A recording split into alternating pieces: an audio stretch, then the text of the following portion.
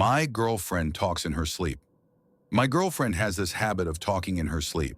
At first, I thought it was adorable, and we would laugh about it when I told her the silly things she said. It was mostly harmless stuff, like, the sky is folding, or, we need to lift the ground up. The next day, we would chat about whether she could remember what she had dreamed, but she never could. To this day, I have no idea what she meant by needing to raise the ground. Just for some context, every night we have this routine where we start off cuddling, but then after a while it gets too warm and we both roll over. We usually end up lying on our sides, backs facing each other. She always falls asleep before I do, and that is when I hear the full range of her sleep talking. Honestly, at the beginning, I looked forward to hearing what she would say. It was funny to share her wild sleep talk with our friends. But now I just wish she would stop. After what happened last night, I am not sure how I'm going to sleep again. Last night it was around 11 p.m., and she had already fallen asleep while I stayed up reading. We were lying back to back when I heard her mumble something under her breath. I could not quite make out what she said, so I leaned over from my book to sneak a peek at her face. She was sleeping soundly.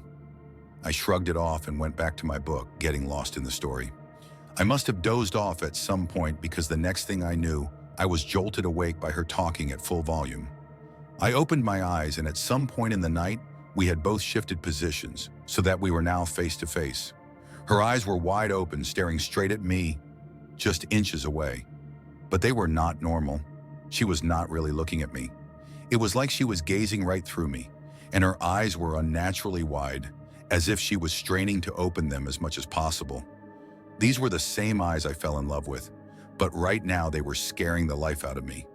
My heart started pounding, and with adrenaline surging through me, I threw off the covers and leapt out of bed. As I stood there, her eyes followed me like one of those creepy paintings, but her body stayed completely still. For a second, I thought maybe I had left my book light on, and that was what was keeping her awake. Maybe all she had said was, "Can you turn that off?" But now, standing there and looking at her, something felt wrong. Her body had not moved at all, but her eyes were darting around, looking at me, then at the walls, then around the room.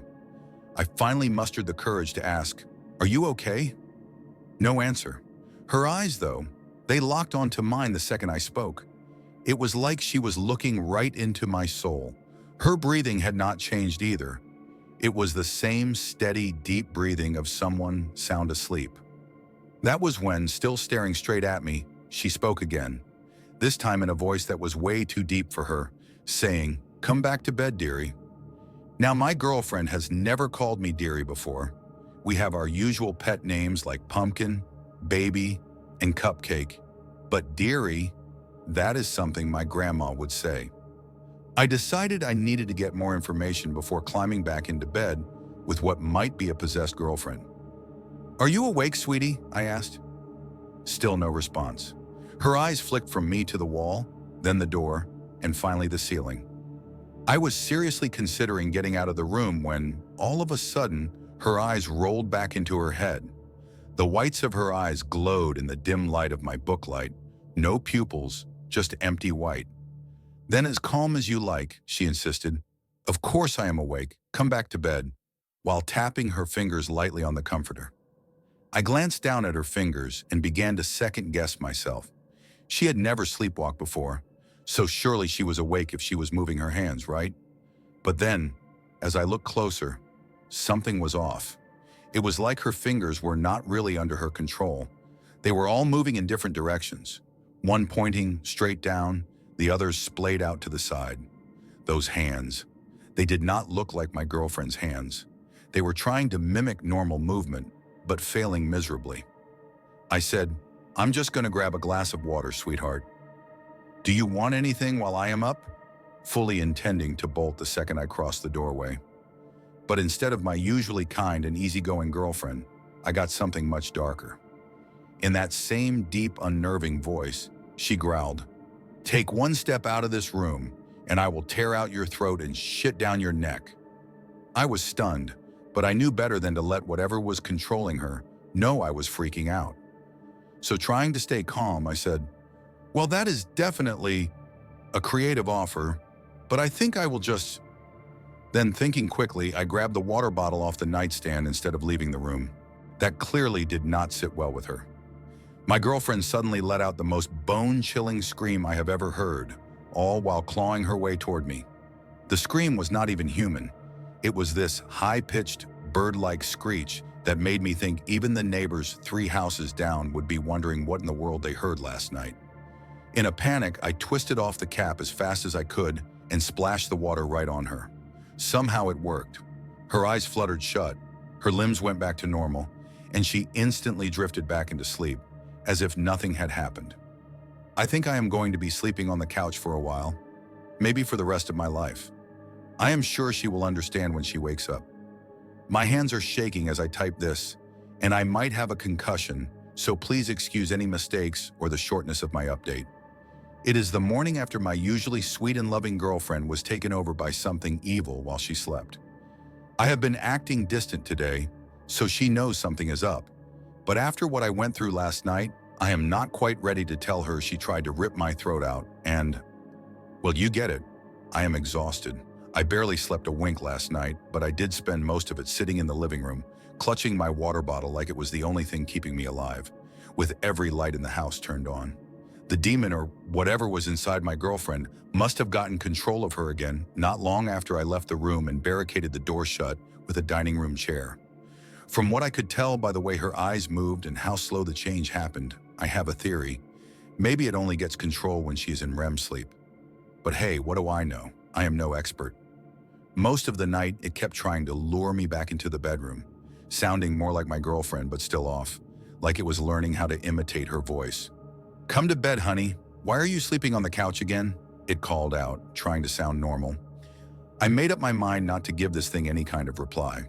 Then out of nowhere, that same deep, dark voice returned. "If you do not open this door, I will slit the cat's throat." Oh, crap. The cat.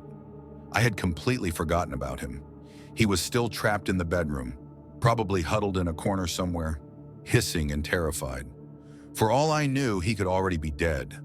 But what was I supposed to do? Let our poor cat be killed by the person he trusted the most? I have seen enough horror movies to know this is the part where I have to make a stupid, heroic choice, or else die on screen while the audience screams about what an idiot I am for opening the door. I feel a little more empathy for those characters now. People in impossible situations have to make impossible choices. Against my better judgment, I decided I would open the door and get the cat out. I stood there staring at the bedroom door, and that is when I noticed something wet and squirming poking out from underneath. Shining my phone's flashlight on it, I realized it was her tongue. Her actual tongue was slithering out from under the door, probing around like it was searching for something, probably my skin. I caught myself having an awful, random thought, wondering if she would ask why her mouth was full of cat hair when she woke up tomorrow. But this was actually good. I had a plan. Armed with my new weapon, a spray bottle filled with sink water, I aimed it at the tongue as it wiggled around the edge of the door. As soon as the water hit it, it snapped back, and I heard a thud as my girlfriend's body collapsed on the other side. Water. I am convinced now that water is the key to stopping whatever this is. With no time to lose, I yanked the chair away from the door and pushed it open. I did not even bother thinking about getting holy water. I had to act fast. When I finally managed to get the door open, my girlfriend's limp body was blocking the way. I had to use a decent amount of force to shove her heavy, lifeless form behind the door so I could squeeze through. I tried not to look too closely at her, but I could not help but notice she was sweating this weird black, oily liquid, and the bed and floor were soaked in it. That was why the door was so hard to open. The demon sweat was sticky. She might have even been stuck to the floor. Carefully stepping around the sticky puddles, I made my way into the bedroom. My first thought was to find the cat, but I did not see him right away. That made sense. The poor thing was probably scared out of his mind and had crawled under the bed to hide. Now I had to figure out how to coax him out, which meant I would have to get down on the floor and reach under the bed, a place I really did not want to go. As I crouched there on the floor, the ridiculousness of the situation really hit me. One hand gripping a spray bottle pointed at my girlfriend, who was dead asleep, and the other hand groping around under the bed trying to get a hold of the cat. My eyes stayed locked on my girlfriend while I blindly felt around for something soft. I finally grabbed a handful of fur, but the cat wriggled loose, clearly not wanting to make this easy for me. It crawled deeper under the bed, out of reach. Annoyed, I decided to take a quick glance to see where it had gone. That is when I made my mistake. I put the spray bottle down and grabbed my phone, using the flashlight to peer under the bed. The cat had crawled way too far back for me to reach it from this side. I realized I would have to circle around to the other side of the bed to catch him. But as I pulled my head out from underneath, I became painfully aware of the error I had made. My girlfriend was awake. She was looming over me, this menacing figure standing tall while I lay flat on the ground. From down here, I could see her teeth, and they looked sharper than they should under my phone's weak light. Why had I not turned on the bedroom light? She was drooling that same black sticky stuff. Her once beautiful brown hair was now matted and plastered to her head, slick with that black goo, like she had just come out of the shower. And her eyes, those wide, bloodshot, yellowed eyes, looked worn out and angry. I was exhausted too, but I knew I had to get out of there. Saving the cat would have to wait. Just as I was about to scramble past her, crawling on pure adrenaline, she lunged and grabbed both of my ankles. Her grip was ironclad, nothing like her usual gentle touch. Her nails dug into my skin, leaving small cuts on my legs. Then with strength no human should have, she started lifting me up by my legs like I weighed nothing, clearly planning to start eating me alive, working her way up from my feet. But there is one thing she did not count on. I never skip leg day. With both feet, I kicked her square in the mouth. Hard. She dropped me straight on my head, but I could not feel it over the rush of adrenaline. As she reeled back, stunned, I scrambled to my feet, careful to avoid stepping in the slick patches of that weird demon slime, and I ran out of the room. My hands were shaking as I shoved the chair back under the door handle, just in time to hear her knock softly on the other side. "Come back to bed, baby," she called out in her normal voice. "It is late, and you are going to be so tired at work tomorrow." And after all that, I did not even manage to get the damn cat out. Plus, my spray bottle is still in there. What the hell am I supposed to do now? She's in the other room, taking work calls, and I am trying my best to focus on my own tasks. But no matter how hard I stare at the laptop screen, my mind keeps wandering. It is pointless to pretend I am getting anything done today, so I just give in and start thinking about what my next move should be. One thing is clear, I need an exorcist. Now, I am not the type of guy who would ever consider calling an exorcist. I always thought they were nothing but con artists. How could anyone have experience dealing with something that does not even exist? Religion and I do not exactly get along, but I am willing to push that aside for now. After what happened, there is no way I am going through it all again by myself. So feeling completely out of my depth but unwilling to reach out to a church, I found myself looking for an exorcist on Craigslist. At this point, I do not care about the cost. I just need to get whatever this thing is out of my girlfriend. The guy said he could come over tonight. In his message, he stressed that it was crucial my girlfriend's waking body did not find out what we were doing. If she did and could not fall asleep, no refunds. I mean, what can you expect from a Craigslist exorcist? As sketchy as it felt giving some stranger my address, I was too far gone to back out now. You can imagine how slow the day dragged by after that. I was on edge, sick to my stomach, and every time my girlfriend spoke, I jumped a little. I could barely look her in the eyes, afraid I might catch that strange, yellow tint again. Around lunchtime, I heard her happily humming to herself in the kitchen, completely unaware of what was happening. A cold wave of dread washed over me as I watched her chopping vegetables, casually holding a knife. Finally, the workday ended. I put on my best acting performance, worthy of an Oscar. Keeping the exorcist's warning in mind and unable to come up with any excuse, I ended up getting into bed with her after making sure the cat was comfortably settled in the living room. We lay side by side reading when she leaned over and kissed me goodnight. My eyes stayed wide open, then turned off her bedside lamp. There was no way I was turning mine off just yet. Every muscle in my body was tense, ready to make a break for it at the slightest sign of trouble. But I knew I had to play it cool for a little longer. As long as I got out of the room before she fully fell asleep, I figured I would be all right. But then she lifted her head and asked, "Why is your heart racing so much?" Thinking on my feet, I quickly replied, "Oh, I just spooked myself with my book.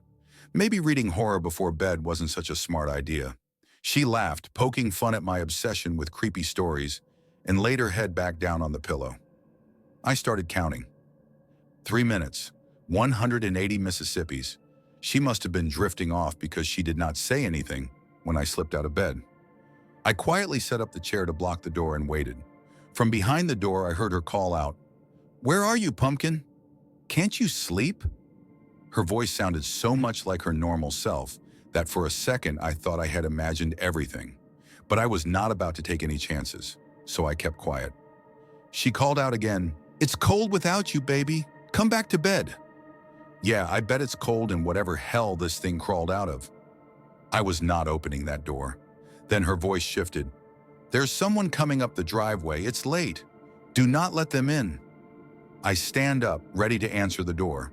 When I open it, there, in the dim glow of the front porch light, stands a tall man in traditional priest garb. He looks a lot like Ethan Hawke in First Reformed, but with something a little edgier. His arms, visible just beneath the cuffs of his sleeves, are covered in tattoos. About what I'd expect from a Craigslist exorcist. There's no time for pleasantries, though, as a loud scraping sound suddenly comes from the bedroom. I glance at him, trying to gauge whether he's serious about this or just playing dress-up. He looks steady, unfazed. Maybe he knows what he's doing after all. We tiptoe to the bedroom door, and the priest whispers his plan. He pulls out a Bible and a small jar of holy water. I almost want to tell him that sink water works just fine, but I figure now's not the time for a theological debate. As I get ready to move the chair and open the door, another scraping sound echoes through the house. But it is not coming from the bedroom this time. It is coming from the living room. I barely have time to process it when the priest breathes out softly, "The cat." Turning my head, I see it. The cat, our sweet, beloved cat, has been watching us from around the corner the entire time. Only now its green eyes are bloodshot and yellow, and it is missing pupils altogether. Black slime drips from its mouth, leaving a trail behind it as it slinks into the open. It tries to hiss, but all that comes out is a wet gurgle. More of that dark fluid leaking onto the hardwood floor. And its legs, oh God, its legs, they're longer than they should be. The cat, usually ankle high, now stands nearly as tall as my knees. I curse under my breath. How could I be so stupid? Of course the cat got possessed too. It spent all night in the bedroom, probably lapping up that black goo like it was wet food. New plan. Deal with the cat first. Before I can even react, the cat speaks. I swear to God, its mouth does not move from that grotesque, open position, but a voice, deep and horrifying, comes out of it anyway. It is that same voice I have heard too many times before. "I told you not to let him in." Then, as if things could not get any worse, I hear a rapid knocking on the bedroom door. My girlfriend's voice, urgent and furious, follows the rapping, "Let me out! Let me out! Let me out!" I am trying to make sense of this nightmare when the cat lunges forward. Before I can stop it, the thing rockets up the priest's body, wrapping its unnaturally long legs around his neck like a snake. It stares straight at me with those empty, bloodshot eyes as it constricts, squeezing the air out of him. The priest drops his Bible and holy water, clawing desperately at the cat's legs, trying to tear it off. He manages to free himself for a split second and starts reciting what I assume is a Bible verse, but the cat is not having it. Its tail slithers deep into the priest's throat, cutting off his words. He coughs and gasps, his hands now covered in blood from the cat's claws digging into his skin. It is my turn to act. I dive for the holy water, grabbing the jar off the floor, and wrestle with the cat's jaw, forcing its mouth open just enough to pour the liquid down its throat. The second the holy water hits, the cat's body goes limp. It collapses to the ground, legs sprawled out at odd angles, like a broken puppet. For now, the creature is defeated. With the cat securely locked inside its travel carrier, the priest and I exchange grim looks. I glance at his neck, which is smeared with blood, and ask, "You ever dealt with anything like this before?" He rubs his throat and answers, "Of course, 1,000 times." It takes every ounce of self-control not to roll my eyes. Instead, I say, "Glad to have you around then." Slimy tendrils are poking out of the air holes in the travel carrier as I tell the priest, "Do not swallow any of that black gunk." I mean, the cat's tail went halfway down his throat. Odds are not great for him at this point, but we can deal with that later. My thoughts are cut short by the sound of sobbing, angry, accusing, coming from the bedroom. "You never loved me? You never loved me." The doorknob rattles violently, each twist sending tremors down the hallway. Then suddenly, fingers slip out from under the door, oil dripping off split nails. "Open the door or I'll kill the girl." The fingers retreat. Silence. Then the shattering of glass. Is she really planning to jump?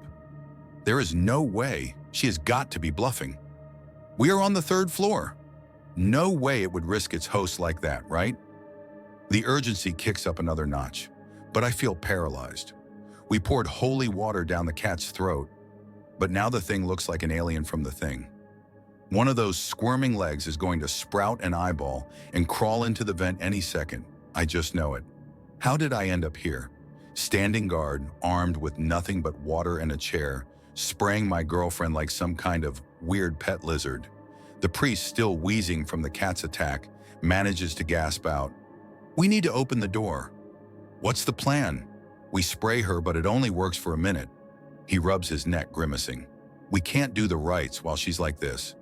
We'll have to get her in the shower and restrain her." Okay, that actually sounds like a good idea. I feel a bit braver now that he is proving he might know what he is doing. I start pulling the chair away from the door. "Thank you, baby. Why did you lock me in here? I have been so scared." That voice, that same voice, hits me in the gut every time. It sounds so much like her. My subconscious keeps begging me to believe it is her, to forget the demon behind those words. I hesitate for a second, but I push through it. No more pretending. I step back with the chair in hand. There is a moment of quiet, then the latch clicks.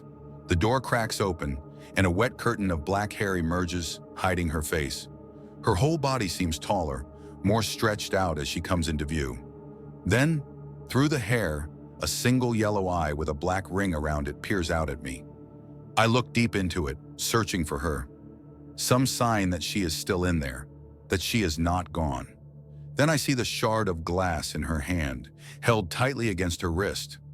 Before I can even think to stop her, the priest acts. He sprays her with a solid jet of water. She tries to dodge, but a second spray soaks her pajamas, the ones my mom bought her for Christmas. I will never forget the helplessness that followed. With a few moments of control left, the demon makes its move. My girlfriend, my beautiful, kind girlfriend, slices deep into her own wrist with the glass. As if that were not enough, she brings the wound to her mouth and starts gnawing, chewing until her hand is completely severed. It hits the floor with a sickening splash of blood and oil. I just stand there, shocked, unable to move, as her body starts shaking, her skin regaining some color. It is like a seizure, her whole frame jerking violently. I remember from school that you are supposed to protect someone's head during a seizure, but I cannot make my body move. The priest, though, he does not even hesitate. He scoops her up and rushes her into the bathroom, turning on the shower and getting her under the water. I am standing there in total shock, staring at the severed hand lying in a pool of muck. My mind is racing in slow motion, bouncing from the hand to the shower to the horror show that used to be our bedroom. It looks like a nest. Black goo is everywhere, covering the walls, the windows, even dripping off the ceiling fan. The bed, the furniture, it is all cocooned in a web of that awful stuff. The priest, now at the sink washing his hands, rushes over and shakes me by the shoulders, snapping me back to reality. "Anybody home? We need to move. I need your help." Now I blink, finally coming back to the moment. He grits his teeth, clearly frustrated by my deer-in-the-headlights state. "Do you have any rope? Handcuffs? Anything to tie her down?" I have some bungee cords in my car. I'll go get them." I bound down the stairs, taking 3 at a time, my heart pounding in my chest. Keys in hand, I dash to the car, grab the bungee cords from the trunk, and race back upstairs. When I return, the priest has our medicine cabinet torn apart, frantically applying pressure to my girlfriend's mangled wrist. I drop to the floor, my hands trembling as I loop a bungee cord around her arm, making a makeshift tourniquet to stem the bleeding. We move her limp body to the bed, strapping her down to the frame with the cords, one around each leg and arm. Her head hangs lifelessly, and I cannot help but wonder how long we have before she transforms again. But just as that thought crosses my mind, she stirs. Her eyes flutter open, filled with confusion, and then the pain hits her like a wave. She cries out, desperate and scared. "It's okay, baby, it's okay," I whisper, trying to steady my voice even as tears threaten to fall. "I know this is bad, but we're going to fix it. We're working on it." I sit on the bed beside her, kissing her forehead over and over, trying to soothe her. But the pain is too much, and mercifully, she passes out. For a moment, I hope that maybe, just maybe, this nightmare is over. But then her body twitches, and I know it is not. Her eyes remain open, and as I gently tilt her chin up toward me, I watch in horror as the color fades from her warm brown eyes to an opaque, sickly yellow. Her pupils vanish, and that hollow, chilling smile creeps across her face. "It is over. You have failed. Amen." The voice, deep, distorted, and all too familiar, sends a shiver down my spine. The demon is back, taunting me. It is bound, sure, but the way it smiles tells me it knows something we do not. My eyes catch a movement on the floor, and to my utter disbelief, I see it, her severed hand. It is crawling like a spider across the hardwood, leaving behind a trail of black sludge. I cannot even process what I am seeing as the fingers twitch and move with purpose, making their way toward the spray bottle we used earlier. The hand pauses, as if sensing we are watching it, and then, before I can even react, it leaps, tackling the bottle and sending it clattering down the stairs. I stare, speechless. The priest grabs my arm. "The knots are holding. You go after the hand. I will perform the rites." Numb, I nod and take off down the stairs. I can hear the priest's voice faintly behind me, chanting some sort of ritual prayer. "Lord above, Redeemer of the world, have mercy on us." I turn on every light as I descend. I know it is just a hand, but it feels like it could be anywhere. The black sludge covers the floor in sticky patches. I move carefully, trying not to get any of it on me. It is all too reminiscent of the time our pet snake escaped, and we spent an entire day searching for it. But this is worse. A snake is predictable. A severed hand? That could be anywhere. I follow the trail of slime to the kitchen and spot it, cornered behind the refrigerator. I walk slowly, pretending I have not seen it, trying to stay calm. I fill a glass of water at the sink, knowing what my next move will be. But just as I prepare to confront it, the hand, still wearing my girlfriend's class ring, pounces from the top of the refrigerator. It latches onto my face, the fingers digging into my hair, a thumb pressing against the roof of my mouth. Its pointer and ring fingers poke into my eye sockets, and I drop the glass, struggling to pry it off. Panicked, I grab the hand with both of mine and throw it hard against the wall. My vision is blurred, my eyes watering from the assault, but I manage to grab the hand again and rush to the sink. I run water over it, trying to wash away the black sludge. Then I fill a cooler with ice, toss the hand inside, and slam the lid shut. I race back upstairs, praying the priest has finished whatever ritual he was doing. The house is eerily silent, except for the faint, demonic mewling of the cat from the other room. When I enter the bedroom, the priest is hovering over my girlfriend, mumbling under his breath, his Bible clutched in one hand. His other hand points erratically in the air, fingers trembling. When he notices me, he snaps the Bible shut and steps back. But something is off. I catch a glimpse of the pages before he closes it. It is not a Bible at all. The pages are covered in strange symbols and demonic-looking scrawls. My heart sinks, but before I can question him, he speaks. "It is done," he says, his voice calm. "The demon is gone." I do not trust him, not after what I just saw, but I have no other choice right now. I carefully lift my girlfriend's limp body, her stump of an arm wrapped in the tourniquet, and carry her downstairs. I place her in the back seat of the car and shout back to the priest, "I'll pay you when we get back." As I get behind the wheel, buckling myself in, I notice the tattoo on the priest's arm, a symbol eerily similar to the ones I saw in his fake Bible. My mind races as I peel out of the driveway, speeding toward the hospital like a man whose wife is about to give birth. I think about whether they can reattach her hand like they do with fingers. Then, another thought creeps in. Should they even reattach it? Do I need the priest to perform some kind of ritual on just her hand? And as I drive through the dark streets, I cannot help but wonder, what if we have not won at all?